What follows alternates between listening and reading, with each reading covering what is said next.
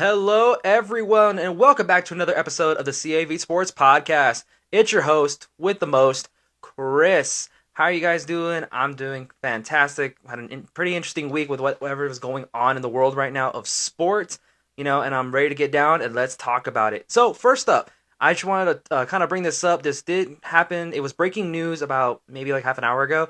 So, it has been reported that the Basketball Hall of Fame have found their inductees, which is Dirk Nowitzki, Dwayne Wade, Tony Parker, Greg Popovich, and Becky Hammond. Congratulations to you guys for getting selected to go to the Hall of Fame. A lot of these people did especially deserve this opportunity to get into the Hall of Fame.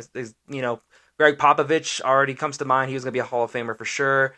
Dwayne Wade, Dirk Nowitzki, Tony Parker, Becky, all of those people. I'm so happy that they're going to be inducted into the Hall of Fame. It's going to be absolutely awesome for them. If any of you've seen, Dirk Nowitzki and Dwayne Wade and Tony Parker play, you guys saw like they were like incredible players. I believe Tony Parker at one point, he like led the NBA by taking layups or driving down the lane to the hoop. Not a very tall guy. That's a very like crazy thing is people forget. I mean, above 6'2" is probably tall, but you guys get what I mean by NBA standards. You have to be like really, really tall to be able to do that and strong. But he was, taking it to the hole every opportunity he could, and he was a decent shooter. There was times where he shot big clutch games and made it. So congratulations to him, Dwayne Wade. Everybody knows who Dwayne Wade is. He's basically the picture of the Heat when you think of the Miami Heat. Probably one of the first people that pops up is Dwayne Wade, and he was part of that crazy trio with him, LeBron, and Chris Bosh. But Dirk Nowitzki was the player that shut that whole situation down. I'm a big fan of Dirk, and he also just changed the game for big men, especially when he came in the early 2000s and 1999, somewhere around there. He was a bigger guy, he's a little lanky. A lot of people saw him as trying to be a dominant, force in the paint, but that really wasn't him. He, shot threes. I believe he's like on the top for scoring. Congratulations to Dirk Nowitzki on that as well. And I mean, he just changed the game for everybody. And then Greg Popovich, he's going to go down as probably one of the best coaches of all time. He got to coach Manu, Tony, Timmy, all of those great players, Team USA. He's got the accolades, so congratulations to him as well. So congratulations to those people getting elected and going to the NBA Hall of Fame. Now we're down to business. Lamar Jackson's story is just getting crazier and crazier and crazier. I swear, if MTV just bought the rights to Lamar Jackson's whole situation, that'd be money on their table right there. They would make so much money. Because it was reported from source, Lamar Jackson, tweeting that he requested a trade March 2nd. While the Baltimore Ravens released on March 7th that they are placing the non-exclusive franchise tag on Lamar. Now, I don't know what happened in translation. I'm not really sure, what went about this whole thing, and kind of what happened with the Baltimore Ravens. And kind of, I don't know about I would probably go as far as lying to people, because they were making the impression that they were working out a deal with Lamar Jackson, when in reality that wasn't really what was going on. They already knew that he requested a trade, but he was telling media, the organization was telling the media and like their fans that they're working something out, that the non-exclusive franchise tag is there, so he has it in case they don't reach a deal, and he can always sign that. That thing is always available for him. And kind of just going about it that route was kind of a little bit of a shady deal after Lamar Jackson came out and stated that he requested the trade on March 2nd, and then obviously 5 days later, they put the franchise tag on him, the non-exclusive tag, and now we're all hearing about it on March 28th of today of this recording.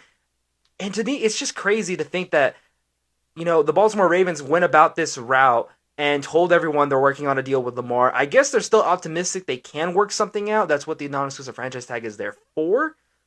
But it's clear that Lamar Jackson probably doesn't want to be there anymore. You can just tell he probably doesn't want to be there. He said that the offer that they made him did not fit what he is worth to the organization. So he said no and requested the trade. Now, it was reported that, last year, he got a 3-year offer for $130 million guaranteed, and obviously that's not what he wants. He clearly wants Deshaun Watson money. We can all clearly see it. And now with him making, tweeting everything out about what's going on and what happened, I think it's a little more evident now that Lamar Jackson does want, all that guaranteed money like Deshaun Watson. But, it's going to be hard. It just is, because not every organization is going to be as stupid as the Browns for what they did and how much money they guaranteed Deshaun Watson to bring him into the organization. And at that time, no one even knew if Deshaun was going to play, because of all the stuff he had off the field. The whole spa masseuse thing and the whole civil cases, criminal charges that were coming up, all that stuff. And the Browns still gave him that big of a deal. And it's just mind-boggling, because Lamar Jackson doesn't have that, he doesn't have any off-the-field problems. He's a leader in the locker room, and he deserves it. I want to go on the record right now and say this. I do think Lamar Jackson does deserve at least either Deshaun Watson or close to Deshaun, considering like how much he's done for the organization, coming back, betting on himself last season, and he got hurt and doesn't have that guaranteed money to fall back on. And then seeing players like Daniel Jones, who is not as good as Lamar Jackson. If it was between Daniel Jones or Lamar Jackson, I would go Lamar Jackson 10 out of 10 times. And he just got a deal worth about $45 million with the Giants, and he's not even their best player. And that's the crazier part. Now, however, with that being said, as I stated, he should get his money. He really should. But kind of looking at what's going on and how the Ravens and Lamar went about this. Who has power is probably my biggest question out of everything that's happened. It's going to be the Ravens. I think the Baltimore Ravens have the power right now. Even though everyone believes he deserves that money, the Baltimore Ravens have power as of right now after everything that came about. Here's why. The Ravens put the non-exclusive franchise tag. What that means is Lamar Jackson this season would get $32 million if he plays for the Baltimore Ravens, and he is allowed to talk to other teams to try to get a different deal if they can complete the trade. However, the demands for the Baltimore Ravens to acquire Lamar Jackson is 2 first-round picks, and they have to make the compensation pay. They have to work out the deal. However, the Ravens can come back and match the offer that another team is offering. So let's say, for example, someone is offering about, let's say 160 for 4 years, guaranteed, whatever. Let's say something like that. Or actually, let's do like Daniel Jones. He got about 3 years, $45 million a year, and something in guarantees. If someone comes about, say a team says, I'll give Lamar Jackson that kind of money, and Lamar wants that, the Baltimore Ravens can always come back and say, you know what, if you're going to take that kind of a deal with that team, we're going to match it. And now he kind of can't go back and say, well, I still want more money, and even though he was about to make a deal with another team and accept less money. So the Ravens can always come back and sign Lamar Jackson to a specific deal that if they feel like that is more doable for the organization and the salary cap. So that's power right there. They own Lamar Jackson in a sense of if anyone wants him, they're going to have to give up a lot of money or run the risk that the Baltimore Ravens can always come back and sign him to the exact same deal, and they don't get anything at all. And they just wasted time trying to get Lamar Jackson.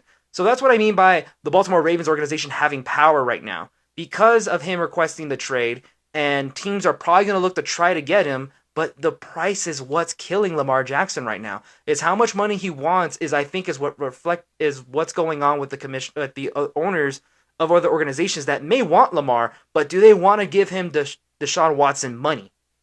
And are they willing to abide by these, what the demands are for the Baltimore Ravens? Because in my opinion, yes, Lamar Jackson is worth 2 first-round picks. He's a franchise quarterback. He's probably one of the most electric quarterbacks in the league right now. If you probably told someone NFL, he's probably going to be one of the first players that comes to people's head aside of maybe Patrick Mahomes. It's going to be Lamar Jackson. He's a face of the NFL. Aside of Patrick Mahomes, you're going to think Lamar Jackson. So that's kind of a player you want, and he's a locker room leader. He doesn't have any off-field problems. That's what we're getting at, is like he would be worth 2 first-round picks. Now, the payment, on the other hand, is I think what's stopping a lot of organizations from going about that. They have to find a way to, make it team-friendly and go about it that way. That's not what Lamar Jackson wants. He wants a lot of guaranteed money. But I think what the problem is, and this is why in the last episode I said he needs an agent so they can kind of at least work some sort of common ground here, is that's the problem. He doesn't want just to settle for a small contract. He wants all this guaranteed money and go about it that route. And that's a problem because we've seen what happens if you give a player a lot of money, you can't bring back a lot of players. A good example is what happened in Green Bay when they gave Aaron Rodgers $150 million to come back from playing instead of retiring and going to host Jeopardy. And guess what? They couldn't keep Devontae Adams, and Devontae Adams ended up walking out instead of trying to restructure a deal. And kind of what this reminds me of is the whole Dak Prescott situation when he wanted, his big contract. He didn't get top paid money, but he got top 5, and he was able to work a deal around with the Cowboys to at least keep him for for a few more years, and he gets paid. The problem with what happened with Dak, though, was that they paid Ezekiel Elliott first, which was probably not a good move. They paid Amari Cooper, and then they paid him, and they had no money to work with.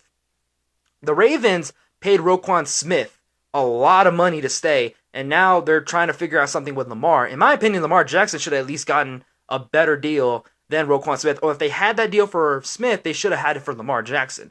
Now, that's going to be the issue for these other teams. I know they had a commissioner and an owners meeting yesterday, I believe, and they were trying to figure this out. And now with these organizations kind of talking about it and kind of more into this power struggle that they have, but now the Ravens just won the power struggle, that's going to be their biggest thing, is if they're going to want to pay that top dollar to anyone. And another thing with this is that with the Baltimore Ravens sticking to their guts, and I mean, they're going to take their pride to the grave no matter what. If they want to pay Lamar Jackson or not, they're the ones that have to deal with the consequences, and they're willing to accept that. But now they just showed all of the owners of other organizations that they do not need to bow down to quarterbacks asking for a lot of money. If they feel like they should pay them a certain amount, then go about it that way, and kind of that's what the Ravens are doing. They don't feel like if they give Lamar Jackson a lot of money, they're going to run out and they're not going to be able to bring in more players because they want to make him happy. And I think that now teams see that they did that and they stood their ground instead of caving in and giving him $250 million in guaranteed money here. And because I believe that's where they said the difference was, they're about $100 million off from last year's deal, which was 3 years, 130, and he wanted about $100 million more in guaranteed money. Now that the Ravens did not cave in and give in to his demands, now organizations are going to see that and say, you know what, we do not have to give in to those kind of demands either. And I think now with this, the organizations in the NFL are going to try to, refix the NFL, glass ceiling that these players have now put themselves in, and what the Browns have done. Because now a lot of top quarterbacks especially are going to want that top dollar money. They're going to see who's getting paid and go about it that route. I know Kyler Murray was another good example of when the Cardinals organization caved in after he not really threatened, but he kind of kind of did a sly thing and said, you know what, I'm going to take off all the pictures off social media. I'm going to unfollow you. I may not go to, training camp. He went about that route and got his money. And look what happened. He didn't even finish the season. And I believe he got hurt and didn't play. And then they had to put in his contract that he needed to study film, which was even more embarrassing. So, they're going to try to restructure what's going on in the QB market. And I think that's what the Baltimore Ravens are trying to do. I think that they want to give him a deal, but they don't want to give him something that's going to break the bank and then that's going to hurt them in the end. Now, whether that's a smart move or not, I don't think so. Because Lamar Jackson, in my opinion, is probably going to be worth it in the end, to have that kind of money. But I also do see, okay, business-wise, is this smart? Because we still need to bring in players that want to come in and play with Lamar, and they're not all going to take a hometown discount. Not all of them are going to say, you know what, I'll take a pay cut because I'm playing with Lamar Jackson. That's not true for everybody, and it's not going to be in the foreseeable future, especially if they're already paying, Roquan Smith money, and then if Hamilton, the safety, if he does good, they're probably going to want to pay him. If, what's the wide receiver's name? Rashad Bateman, if he ends up exploding to be a top number one wide receiver, they're going to have to pay him somehow. Maybe J.K. Dobbins if he has another explosive season. That's the kind of I think the trickling effect that's what's happening with the Baltimore Ravens and what they're kind of thinking about, and that's why they're trying to go about this kind of in a conservative way and trying to get Lamar to do that. Now, as I stated, if Lamar Jackson would have just hired an agent in the beginning and not said I want to save money, I think they would have been able to find a little more common ground, like maybe 150 million guaranteed and 160, kind of close to top five, something like that, and go about it that way. I think that would have been a little bit of a smarter route, but he wants all that guaranteed money, and I think that's what's going to get him, not as recruited by these other teams. Along with he doesn't have an NFL PA approved person to talk to these teams, so now he has to do that all by himself, which is even a bigger hassle. If anybody out there has ever like needed an agent or a manager or someone out there to kind of help you kind of figure out your route through this jungle of the pros, you would probably understand that, yeah, having an agent that knows how to navigate through this giant forest of deals, sponsorships, and contract negotiations, like something like this would definitely help because they're the middleman. You don't have to try to go do it, and they could probably talk a little sense and say, hey, I get you should get a lot of money, but we got to keep things realistic here. And I think that's what's becoming now we're seeing how evident that he needs an agent at this point. And hopefully if he does get a contract, and I really hope he does, he gets some sort of deal, he hires an agent so that way he never has to go through this again, because this is just exhausting for everybody, not even just people talking about it like me, but I'm sure on Lamar's end trying to figure out a deal and just saying, you know what, I want to trade, and no one has really like called about it. I know there was some teams that were thinking about trading for him, but they're not sure because, like I said, the Ravens have power. You have to give up 2 first-round picks, along with you have to make an offer for Lamar and pay him, and we can always come back and match it. I believe the minute they hear that a team wants to give Lamar Jackson a contract and it's a little cheaper, or they feel like it's within their realm of what they can work with, they're going to come in and get it. And I believe that's exactly what they're hoping for at this point. I know they talked to Harbaugh about it and say, he said, I love Lamar. I hope he comes back. I hope we can work something out with him. But if not, he's a great player. And I think that Harbaugh's mentally getting ready for that. And I believe that he's trying to think of how he's going to go about this if Lamar doesn't play. Now, as of this recording, put this on your calendars. 111 days. In 111 days, Lamar Jackson either has to play under the franchise tag or he holds out. And hopefully either someone has to make a trade for him, sign a contract with another team or get traded, play under the exclusive franchise tag for this season, or not play. Those are going to be his 3 options going into 111 days from now, because I believe by then they have to make a decision and then go about it that way, because that's kind of around close to training camp time. And they have to report. If you are going to play for the organization, you have to report. Now, will Lamar Jackson hold out? I don't know. I think if no teams absolutely make any offers, then I believe he will. Because then he's going to say, no, I still want to trade. I don't want to come back because he bet on himself last season. He got hurt again. I believe the season prior, he got hurt again. So he doesn't want to risk his health. So I think he will sit out the season if he absolutely has to. But that's just going to hurt him in the end. Because teams aren't going to say, well, he hasn't played football in a season. All this stuff, and who knows what can happen to him. So if he doesn't play, I think it's going to hurt him in the long run, and it's going to hurt him in his contract negotiations going forward. But the exclusive franchise tag will be done, and he can go about it free agency all he wants. But right now, the Baltimore Ravens just have Lamar Jackson in a box right now, because he has to wait for a trade to come in. Who will give up for 2 first-round picks? Or, I mean, maybe if you're an organization, you can work around it. Maybe a first, a second, a third, and maybe another player. I think maybe they can go about it that route and see what they can work to get Lamar Jackson. But like I said, they still have to make Lamar Jackson an offer and a contract that he would like, and go and see if he wants it. That's what I mean by the Ravens having power at this point, because all the things that they got to do to get Lamar is not going to be easy. He is available, but he's not free. That's the one big problem. He's available, but he's not free. So organizations do have to keep that in mind going forward about this whole Lamar Jackson situation. Now, hey everybody, I just want to take a real quick pause from the podcast to introduce our first sponsor, One Guy from Italy on University. One Guy from Italy on University is a local Lubbock restaurant located right next to Texas Tech University. They have some of the best food in town. I know personally, I go order the house calzone is my favorite. And also, they have been voted to have the best calzones in Texas. So if you're ever in Lubbock, Texas, make sure you guys stop by One Guy from Italy on University, and thank you guys for being our first sponsor of the podcast. Now, let's get back to the episode. Continuing with Lamar Jackson, what teams do I think should get? I got 3 teams I believe that they should go get him. One of the surprising ones, the New England Patriots. Here's why. At the commissioner and owners meeting that they had, I believe somebody asked Robert Kraft if they should go get Lamar Jackson. He's not opposing it, but it's not his decision. It's Bill Belichick's. Now, if they brought in Lamar, I think that the Patriots their game would be elevated because now they have a dynamic player that they can revolve around who is proven to be a great passer and a great runner.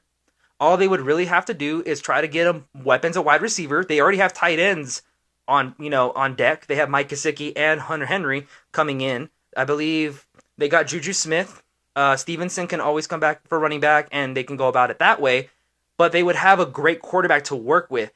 And because of what happened this last season with Patricia running the offense, Bailey Zappi possibly starting, Mac Jones possibly starting, it was a real flip-flop of a season for the New England Patriots. Bringing in Lamar and having a certified quarterback would help them 100%, especially since their division is getting harder and harder every year. Josh Allen's probably not going anywhere anytime soon. The Jets, who knows if they're going to get Aaron Rodgers, but they just got most of the Green Bay Packers offense on their team. The Miami Dolphins are bringing back Tua. They picked up his 5th-year option, and they still made playoffs. I believe they still made the playoffs without Tua when he was concussed twice. The division's not getting any easier, and they don't have Tom Brady anymore. So if they want to at least compete in their division, I think Lamar Jackson coming in would definitely help. Now, I do agree with Robert Kraft. It is going to be up to Bill Belichick at the end of the day, because I believe he's the one that kind of handles the football operations and stuff like that in New England. It's going to depend on him, and if they're willing to pay him money, and if he wants to give up 2 first-round picks. I believe this year they have a little bit of a later pick, so they may not be able, who knows if Baltimore can probably go get another quarterback. I highly doubt it because of the top 4 or really top 2 quarterbacks going in. The other 2 are kind of just fillers, but they're not going to be able to get a quarterback. But it seems like the Ravens are set on Tyler Huntley starting, and they're okay with it. So if the Patriots do, however, want to at least compete in their division and in the AFC, I would think about getting Lamar Jackson. Because like I said, just your division alone, the Bills, the Jets are a whole lot better. They're just a quarterback away from figuring it out. And Miami's not bad either. And that's not even including you got Patrick Mahomes to deal with coming in from his division. I believe Joe Burrow, another good example. He's not going anywhere anytime soon.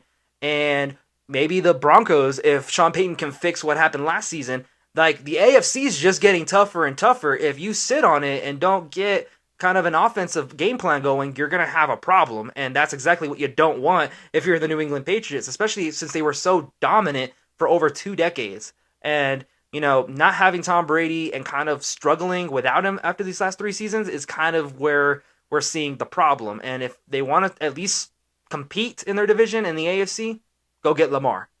Go get Lamar Jackson. He'll help out, and then figure it out from there. If you guys need to get more weapons for him to use, or if you maybe need to go to the draft, if you want to try to mess around and try to get probably a wide receiver in the late rounds and hopefully develops great. But you have 2 good tight ends. Stevenson wasn't a bad running back. I thought he was pretty good last season, and then Juju Smith coming in from the Chiefs. You have something set up, and bringing in Lamar would just help out in the long run. Just like I said, the contract is going to be the biggest thing going forward, and seeing if Bill Belichick wants to give up a lot of money and Robert Kraft want to pay him, then go about it from there. But I think the Patriots should get him. That's going to be probably a good landing spot. And then what to do with Mac Jones and Bailey Zappi, that's going to be up to Belichick. But I don't know. Patriots fans, Lamar Jackson or Mac Jones? I probably still go with Lamar Jackson. I'm sorry, but I would go with Lamar Jackson. The next team, the Washington Commanders. Now, this was not really a shocker because they only got 2 quarterbacks, which is Sam Howell, who only played 1 game, and Jacoby Brissett. Sam Howell, I don't believe is going to be, a starting quarterback yet. If they want to keep him and develop him, go for it. But Jacoby Brissett, I don't believe is a starting quarterback. He's a great backup. He'll come in and, help the team out as much as he can, but he's coming in to be the starter. At least to my knowledge, I don't think there's been any reports that they want to try to go get, a top 5 pick to try to go get one of the quarterbacks coming in, and I know that they're in the market for one. So I don't think that that'd be a bad idea for the Commanders, because especially since they released Carson Wentz and Taylor Heineke is gone. So that's a recipe for it. They have the weapons. They have Gibson at running back, Scary Terry, Curtis Samuel, you name it. They have a good offense. They just don't have a good quarterback. And then their defense, their front five is already dominant. They have, they can work around that, and just Lamar Jackson coming in, like I said, he will elevate the offense. It kind of opens up more stuff for Ron Rivera and the offense. So with that, I think the Commanders will be another great spot for Lamar. Just a question of if he's going to pay. Now, my last team that I think maybe should think about getting Lamar Jackson, the New York Jets. Now, here's why. Who knows what's going on with the Jets and Aaron Rodgers and Green Bay, and he's getting traded, he's not, we're working on money, we're not working on money, we're not communicating. Whatever the story is with Green Bay and Aaron Rodgers and the Jets, it wouldn't be a good fail-safe if you need to go get a quarterback right now. I think keeping him in arm's reach in case nothing happens with Aaron Rodgers, because, in my opinion, this has dragged on for far too long with Aaron Rodgers. Lamar Jackson wants to get traded now. The Baltimore Ravens have already stated their demands and what they want.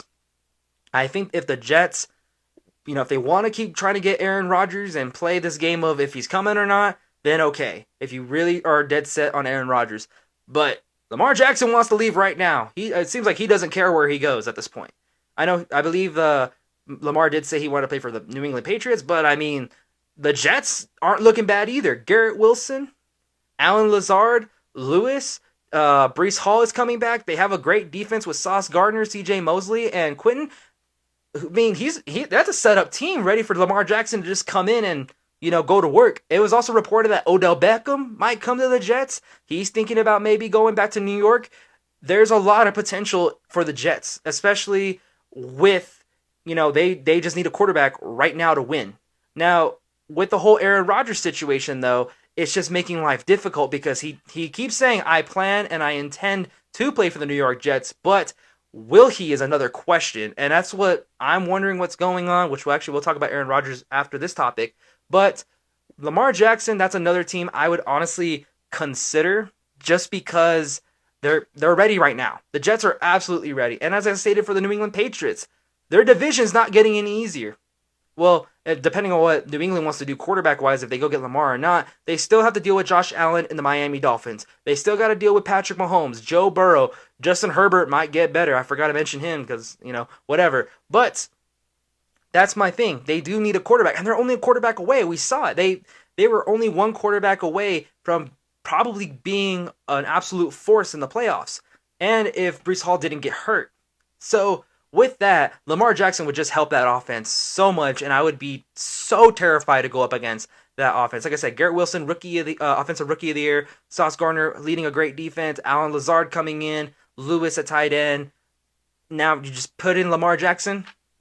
If I'm in that division, I would be terrified because that is one scary team. But it will come down to who's going to pay Lamar, and I think the Jets would fork up some money because they're about to try to get Aaron Rodgers, and I believe he said that they're working on pay right now. Which, come on, we got to get this going just so we can, okay, finally he's playing for the Jets, and the Jets can move on, and we can move on from, if the Jets should try to go get Lamar Jackson. But those are my top 3 teams that I believe should go try to get Lamar Jackson. Next topic. Talking about Aaron Rodgers. He intends to play for the Jets, but there has been no reports or no moves whatsoever that he is officially a Jet. And the thing is that I believe that they're falling into the same problem as what Green Bay did. The Jets went out and got Lazard, Lewis, and they're trying to get Odell Beckham and then work out a trade for Aaron Rodgers. But they're doing exactly kind of what the Packers did. When Aaron was like, oh, I may retire and go do Jeopardy, and after Jordan Love got drafted, and go about it away, go over there and see what I can do. What did the Green Bay Packers do? No, Aaron, please don't leave. Here's $150 million. Don't go. And he came back and played. I think the Jets are starting to follow into that. They're giving him what he wants, but no one has made a deal. No one has done anything. I know the Green Bay Packers are trying to play hardball too to give up Aaron Rodgers, which I don't understand at this point. Just give him up because you're clearly set on starting Jordan Love next season. You clearly don't want Aaron Rodgers there anymore. What's the problem? Let's get the trade going. Like, let's move. If it is about compensation, then that's more of Aaron Rodgers or the Jets trying to figure out how they're going to do pay or whatever else, because especially if they're trying to meet his demands on who he wants coming in, that's just a bigger headache going into the future because you're already having problems with Aaron Rodgers before he's even in the locker room. That's, I believe, is the worst part of it all. There's already a big headache and he's not even there. And that's kind of the funny thing I have, think about Aaron Rodgers, and I really don't understand like how his thinking is. First he says, I don't want attention, I don't want to drag this out. But he drags it out and gets attention. He goes on the Pat McAfee show and says all this stuff like, oh, well, I don't want attention, I don't want to drag this out, I don't like the camera on me, but then, but he wants all the attention at the same time. It doesn't make sense. This kind of reminds me of what happened, with not only just that, but like what happened in Green Bay whenever Jordan Love got drafted. He kept saying, I'm not upset, but he was so upset about it. He kept saying like, okay, we drafted a quarterback, fine, whatever. But in reality, he really wasn't, because he was contemplating retiring. He was contemplating on going to Jeopardy and host. What did Green Bay do? Here's $150 million. Please stay. And he did. And then he won back-to-back MVPs, and now he won't shut up about winning back-to-back MVPs. See, and this thing just keeps going, because now the Jets are starting to kind of do the same thing, trying to get these players to get him to come in, and then the joke is going to be on everyone else when he doesn't come in, or if he doesn't come in, and that's going to be even worse. And now it was actually reported from the Green Bay general manager, I'm blanking on his name, but it was reported that he could not get in contact with Aaron Rodgers. Again, this is the contradictory thing with Aaron Rodgers, because he went on the Pat McAfee show. By the way, big fan of the Pat McAfee show. I don't blame him on any sense of the word here, but Aaron Rodgers went on the Pat McAfee show saying that there was no communication. I wish that we could have worked something out. I wish we would have talked about it with somebody. But then the general manager of the Green Bay Packers says, that's not true. We tried getting a hold of him. And that's what he likes to do. He likes to create the narrative that, oh, I didn't do anything wrong. Oh, I'm not the one that's the problem here. I tried to contact them and nothing happened. But no one asked the question, there's no communication. Did the Packers reach out to you? Because that's two different things. Because if him saying there's no communication between me and the organization, and if they didn't reach out to you, I think that's a whole other situation. Because if you mention they're not communicating with me, I have not been reached out, my agent has not been reached out by the general manager of the Green Bay Packers, then it's like, okay, they're done with Aaron Rodgers. They want him out. But if he's saying there's no communication, but the general manager is over here telling everyone, no, we've been trying to contact them, but there's been no contact whatsoever this offseason. I believe they barely got a hold of the agent not that long ago. And then it's like, okay, Aaron, you're the one that's making the problem here. Because no one's asking, I believe, the right question here. Because obviously Pat McAfee just didn't think about it. Like, oh, there's no communication, then there's no communication. That's implying that no one has contacted each other. But then it comes out, the Packers have been trying to communicate with Rodgers, but there's no communication from Aaron Rodgers. Now he's the bad guy again. And I'm kind of curious how he's going to get himself out of this one. This situation reminds me of what happened in COVID. Because when COVID happened and they were able to make the shots to be able to, protect yourself, he did not want to get the boost, or I'm sorry, I'm blanking on what the shot was called, but he didn't want the COVID shot. But he kept telling people he was immunized, which is a totally different statement. That's a totally different thing, because it turned out he was only doing medicines to fight COVID-19. He wasn't really, he wasn't cleared. And he was not wearing a mask, and guess what? He got sick, and he got COVID, and somehow he still played. I felt he should have been suspended for a year because he broke safety protocols, and that was the only way they were trying to get the NFL to go, but he broke it. And because he thinks he's the smartest man in the NFL and on earth, nobody said if I was vaccinated. That's the word. There it is. Finally caught it. But he wasn't vaccinated, and no one asked if he was vaccinated. He said he was immunized. No one thought to ask, is that the same thing? Because it isn't. And that's exactly what happened when this is going on. Nobody asked if the Packers contacted me. I just said that there was been no communication. No one thought to ask me those other, no one thought to ask if they contacted me. And that's how he is. He tries to cover himself and make him seem like, oh, I'm not the bad guy here. I'm just, trying to do my thing and go about it and see if I can get this trade to go through. That's not true at all. It just isn't, because he doesn't want to talk to the Green Bay Packers because he's still upset about Jordan Love getting drafted. And I feel like that's what it's all about, is that they got his replacement in the first round, which, okay, is that insulting? Yes, I understand that is insulting, and he got 2 back-to-back MVPs to prove that he's not washed up. Okay, fine, you proved everyone wrong, you're not washed up, okay, but you haven't gone to the Super Bowl, you haven't done anything big, you've gone to the NFC Championship here and there, but only one Super Bowl to have, and you were this star-studded MVP quarterback for over a decade with the Green Bay Packers, with not enough to show about it. So, and then he talks tall and mighty about how good he is because he won 2 back-to-back MVPs. No Super Bowls, though. So I think that's the bigger thing, dealing with Aaron Rodgers, and kind of more where I'm at with it. Because Tom Brady didn't win a lot of MVPs, but guess what? He has a lot of Super Bowl rings to prove that he's, the greatest to play. So with that being said, I think he needs to be transparent with what's going on, because this isn't a good look for Aaron Rodgers coming out and him, everyone finding out that he was straight up lying about what's happening, and who knows what else is going on behind closed doors that none of us know about. All we know is what he is saying and what other insiders are going on about. But would I trust his word on what's going on? I don't think so. And I think that's a concern, because it's a reputation thing. Yeah, you're a talented quarterback. You've done well. You have a lot of MVPs. You're great. Whatever, back-to-backs. But you already, gave everybody a runaround with the vaccination, and you basically lying about it, and nothing happened. And then now you're saying there's no communication between you and Green Bay, but Green Bay's trying to communicate with you, and you're the one not communicating. So now I don't know what's going on and what's true with Aaron Rodgers and how this whole situation is going about. That's why I was saying that I think the Jets should probably look into getting Lamar Jackson, because character-wise, I don't like Aaron Rodgers. I don't like him, how he perceives himself. I don't like how, he kind of shows off. Talent-wise, great, but person-wise, in the locker room, I don't know if that's for me. All right, next, everyone, I just want to take a quick break from the podcast to introduce our next sponsor, Goldmine Collectibles. Goldmine Collectibles is a local Lubbock store located right off of 50th Street and University. Goldmine Collectibles sells a variety of things such as Funko Pops, wrestling figures, Pokemon cards, comic books, and more. As an example that I bought from Goldmine Collectibles is this awesome Cody Rhodes Double or Nothing Championship figure that they had in the store.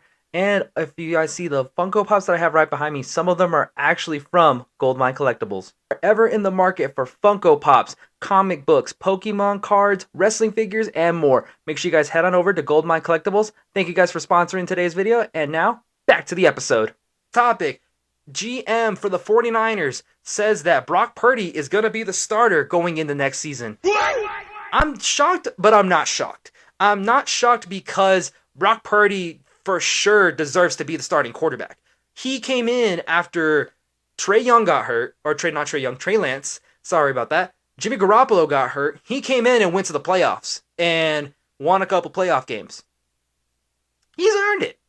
He has. And if he never hurt his elbow, and in my opinion, the Eagles weren't playing that good on offense because the 49er defense was, reluctant, they could have possibly won the game. They honestly could. The only reason why they got blown out is because their defense had to keep going on the field, and they ran out of quarterbacks. At some point, Christian McCaffrey had to play quarterback. And if he would have never got hurt and, probably when he was able to move the ball a little bit better, guess what? That's probably a whole different game, and we're probably going to see a Chiefs and 49er rematch with Brock Purdy instead of Jimmy Garoppolo. Now, what does this mean for Trey Lance, though? Is their relationship going to get ruined? Here's the thing. And I kind of agree with the statement said by Shannon Sharp. Just because we drafted you really high does not necessarily mean we are committed to you, because someone came in and took over. Here's some of his accolades for Brock Purdy coming in. He's 7-1, including the playoffs, and he averaged almost 30 points per game when he came in. He was unstoppable. That offense was really good when they brought in Christian McCaffrey also to help out, but that offense was really dominant whenever Brock Purdy came in and took over. When Trey Lance got hurt and Jimmy Garoppolo got hurt, in comes Brock Purdy, in comes Christian McCaffrey, boom. This offense took off. And they averaged about 30 plus points. When Trey Lance was there, they weren't even close. Whenever I saw Trey Lance play, it was like, I mean, he's good and all, he's athletic, but nothing really, comes off the screen and says, hey, I'm Trey Lance, And that's kind of my thing, and that's why I understand that maybe Trey Lance isn't going to start. Now, what I mean by not committing, it is true. You don't have to commit to your first round pick. Just because they gave up all the draft capital for you doesn't necessarily mean they have to, strictly go with you every single year. Because clearly his replacement came in a lot earlier and a lot cheaper than, how much he's producing. And the worst part is that he hasn't done enough to even try to show that he can compete with Brock Purdy, if that makes sense. He didn't finish his last couple seasons he played. He never finished. And he's been injured. That's why they kept Jimmy Garoppolo around. Because they knew if Trey Lance gets hurt, because he's a little injury prone, Jimmy Garoppolo could at least come in and manage the game and get him some wins, be a winner. But now Brock Purdy came in. He can elevate, he elevated that offense to even higher than Jimmy Garoppolo did. And then Trey Lance is always hurt. So now they found a suitable replacement because Brock Purdy never got hurt up until the playoff game. So now they don't have to commit to Trey Lance. They don't have to be obligated to you. A great way to kind of go about this is just because you're a great worker at your job, and you were on all these recommendations, you do a good enough job, but say someone else comes in that kind of, grinded, worked his way up a little bit, outworks you, that doesn't mean that company has to stick with you. Because now they just found someone that can come in and picked up everything a lot quicker, does a better job than you did, and you had all these recommendations. You had all, great, good grades in college, top recommendations, but this other person came in, maybe they had to work a side job. They couldn't focus in school as much. Maybe they had to work 2 side jobs in college. They still got a good degree, and they, got higher grades than you did, and just the same recommendations. And, but maybe they were a little bit of a last second choice, or, what, we'll bring him in, intern, see what he can do. And the intern came in and blew everyone out of the water because he excelled expectations of what he or she or whoever had to do over the person that they hired immediately on the spot. In theory, is supposed to be doing as good as this intern. But the intern comes in and blows everyone out of the water and makes the person that they hired doesn't look that valuable anymore. Guess what? The company does not have to sit there and say, hey, yeah, the intern's doing great, but, we're going to commit to you because we kind of hired you first. They don't have to do that. They can just say, hey, I'm sorry, sir, ma'am, whoever, I'm sorry, thank you for your time and your services, but we're going to go in another direction. That's just how life works. And that's exactly how the NFL works. As Tony Romo says, it's a bureaucracy. You work hard, you will get it in return, and you work hard, you will move up. And that's exactly what Brock Purdy did. He worked hard, he came in as Mr. Irrelevant, the last pick of the draft, and took over. And now he has shined. And I think that's definitely going to help him in this case. And everyone wants him there. The locker room wants him to start. The Kyle Shanahan wants him to start. The GM for the 49ers wants him to start. So writing's on the wall. He's got to start.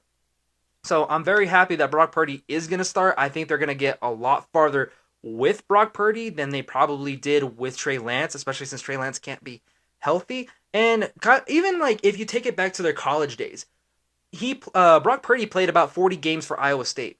Trey Lance only played 19 about subdivision 1 FCS football or whatever he did. He went under, I believe he didn't throw any interceptions, but Brock Purdy played in more games. Brock Purdy went up against Big 12 talent. I know that's not the SEC or the Big 10, but Big 12 ain't so bad, because especially since they got to play Texas and Oklahoma. Well, not anymore after next year, but you guys get what I mean. When you go up against, teams that are a little bit lesser, have lesser talent, maybe not as good, it's kind of hard. Even when he got drafted, I was a little reluctant about him coming in, because I was thinking he hasn't played top teams.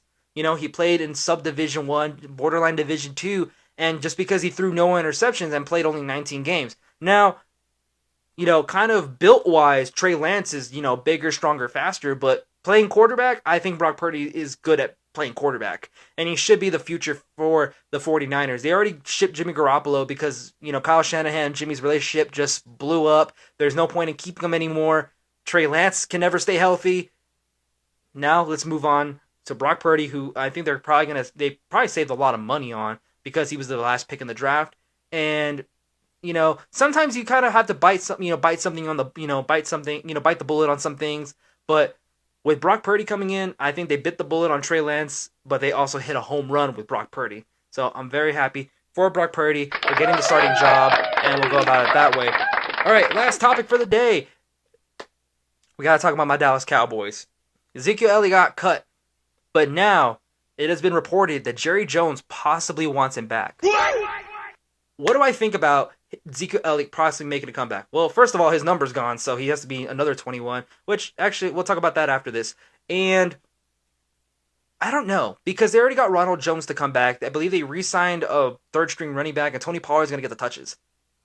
I don't know about bringing him back. I really don't. Because if you try to bring him back, he has to take he has to take less money. Like, hands down, he has to take less money. Now, I know that there was a lot of backlash from Cowboys Nation. I know Dak Prescott was very upset that he got cut. The locker room was upset. I know they did a lot of thank you video montages from the Cowboys organization, thank you posts. They were showing highlights. Poor guy, his jersey's already on sale. Whenever I visited the store, they already put him in the clearance section. They didn't even give him a couple days. They already put him there. I thought that was crazy. But regardless of anything, I don't know if we should bring him back just because we already signed Ronald Jones to come in. Rojo, he's coming in. They already re-signed a third-string running back, and Tony Pollard is probably going to get the majority of the touches. And they're trying to probably work out something with Tony Pollard going into the future. Bringing Zeke in, I don't know what's that going to do. I am not even sure if he's going to play. He may be the third-string running back, if anything, or he may try to compete with Ronald Jones. Now, locker room wise, everyone in that Dallas Cowboys locker room loves Ezekiel Elliott. They saw him as a leader. He did great. All this other stuff. Like I said, Dak has a great relationship with him. But play wise, I'd still take Tony Pollard. I think Tony Pollard is going to be, better in the long run. He's he's a speedster. And kind of what got brought up was, Tony avoids, tackles. He runs out of bounds. He tries not to take necessary hits. Ezekiel Elliott runs into contact, and that's exactly why his career got cut short. And there has been no interest in Ezekiel Elliott. I know he said his teams were like the Eagles and the Bengals and someone else. And the Eagles said, we're good. The Bengals said that they're good, even though P. Ryan walked in free agency. They're still going to be good with Joe Mixon. I don't think they'll bring him in for running back too.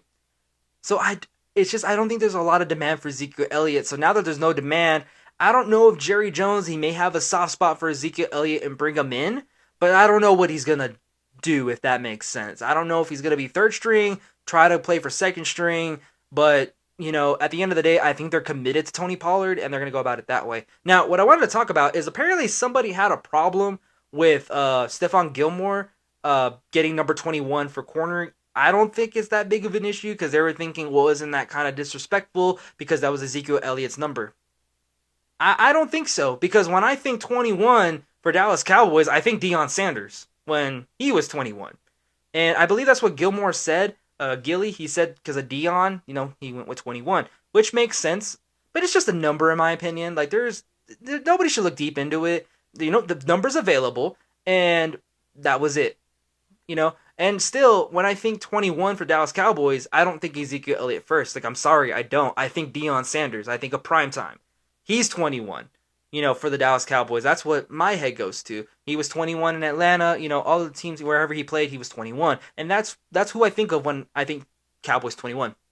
Deion, not Ezekiel Elliott. So I don't think there's really a problem with that. Now, people that are having issues with it, I think are just kind of upset that, Zeke got cut and go about it that route. But I think everyone's going to get over this, in the long run, in my opinion. I don't think there's really any issue. And if you're a fan and you don't want to buy another jersey, you can always keep your Zeke one and get duct tape, put it over your back, and put Gilmore. So that's always an option for everybody. But Thank you guys so much for tuning in. This episode will be up on Spotify, YouTube, and Amazon Music. Make sure you guys follow me on all of my social media platforms: Facebook, Twitter, Instagram, TikTok, at CAV Sports or CAV Sports Podcast. But thank you guys for tuning in, and I'll catch you on the next episode.